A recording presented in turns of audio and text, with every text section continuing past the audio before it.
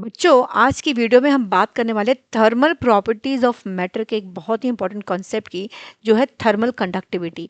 और ये जो क्वेश्चन है नीट का पीवाईक्यू है और this is very important for CBSE and JEE also. तो पहले क्वेश्चन को पढ़ लेते हैं। हमें क्या दे रखा है, two rods A and B of different materials are welded together as shown in the figure, their thermal conductivities are K1 and K2. The thermal conductivity of the composite rod will be, तो ये दो rod हमें दे रखी है जिनकी thermal conductivities K1 K2 है।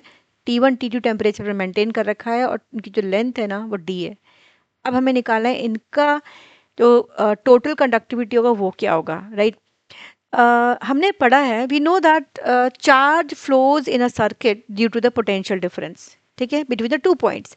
और हम जानते हैं जो चार्ज पर यूनिट टाइम हमें क्या देता है, करंट देता है, ठीक है।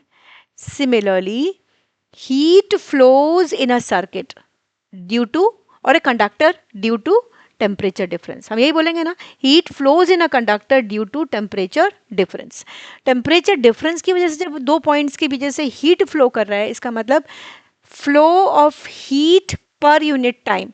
अगर मैं हीट को टाइम से डिवाइड करती हूँ तो वो क्या देगा, हीट करंट, हीट करंट। और इस क्वेश्चन में हम इसी के बारे में बात करने वाले हैं, ठीक है।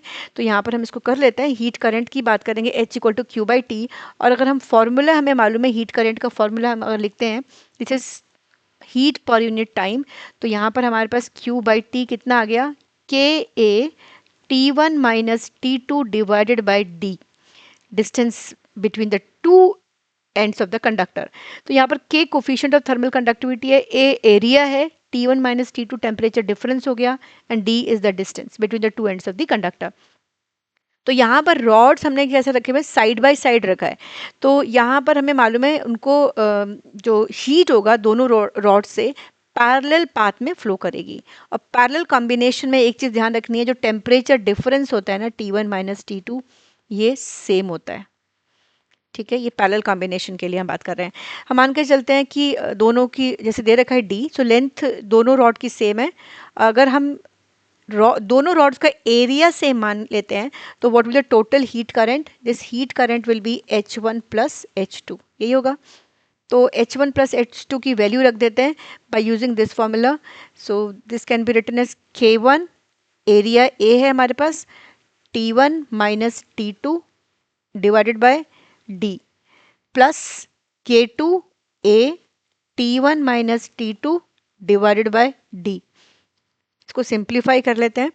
जब इसको सिंप्लीफाई करेंगे तो हमारे पास क्या आ गया, this this is T1 minus T2 which is the temperature difference, so we can write this as K1A delta T divided by D plus K2A delta T divided by D, ठीक है।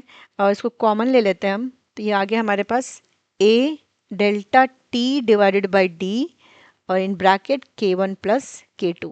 ये हमारे पास आ गई टोटल हीट करंट, ठीक है। अब यहाँ ना हम जो क्वेश्चन में दे रखा है हमको कंपोजिट रॉड है। जब हम कंपोजिट रॉड की बात कर रहे हैं, इसका मतलब टोटल एरिया अगर हमारे पास आएगा वो कितना हो जाएगा, 2A। अगर A का एरिया है तो total area will be 2A, ये पूरा हमारा 2A हो जाएगा। तो अगर हम के इक्विवेलेंट की बात करते हैं तो के इक्विवेलेंट हमारा क्या हो जाएगा, अगर इसी फॉर्मूले में हम रखेंगे तो दिस के equivalent is the total thermal conductivity. इसको हम इस फॉर्मूले में यूज करने वाले हैं। तो हमारा हीट जो होगा टोटल के लिए वो कितना होगा, H इज इक्वल्स टू के इक्विवेलेंट, यहाँ पर आया एरिया की जगह पर 2A हो जाएगा, और टेम्परेचर डिफरेंस हमारे पास कितना हो गया, डेल्टा T, डिस्टेंस हमारा सेम ही रहेगा D, ठीक है। अब इसमें क्या करते हैं, इस वाले इक्वेशन में हम इसको सब्स्टिट्यूट कर देते हैं, यहाँ ले आते हैं इसकी वैल्यू।